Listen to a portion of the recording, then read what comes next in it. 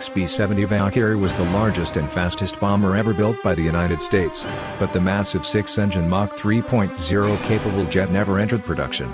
Only one surviving prototype sits in a museum in Dayton, Ohio, even as the Boeing B-52 it was supposed to one day replace continues to soldier on. The idea behind the XB-70 originated in the 1950s when it was assumed ever greater speeds and altitudes would enable American bombers to survive against Soviet air defenses unmolested on their way to delivering their doomsday payloads. At the time, the only effective defense against bombers were fighters and anti-aircraft artillery. Even then, anti-aircraft guns were only marginally effective and interceptors were increasingly challenged by ever-improving bomber performance.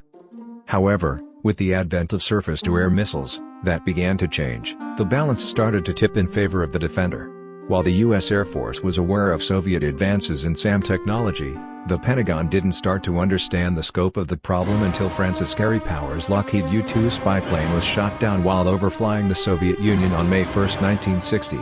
But development of the XB-70 continued nonetheless. With the growing realization that Soviet SAMs posed an increasing threat to American bombers, the Pentagon started to explore low-level penetration as an alternative. Low-level penetration involved flying under the radar horizon using terrain to mask a bomber's approach, which greatly reduces enemy response times. Moreover, the development of intercontinental ballistic missiles greatly reduced the United States' reliance on manned bombers. Many leading military strategists of the time believed bombers were too vulnerable to survive the journey into Soviet airspace.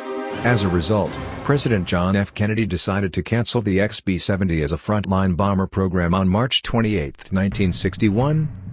Meanwhile, the XB-70 test program continued.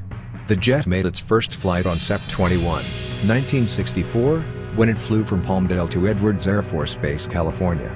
But the first XB-70 proved to be a disappointment. It had poor directional stability above Mach 2.5 and made only one flight above Mach 3.0. The second jet, which flew on July 17, 1965, added 5 degrees of dihedral on the wings for better supersonic stability. Tragedy struck on June 8, 1966, when the second XB-70 prototype was destroyed in a crash after a mid-air collision with its F-104N chase plane. 2 people were killed and 1 was severely injured during the accident. The loss of the second aircraft, which was much more capable than the first, was a huge setback.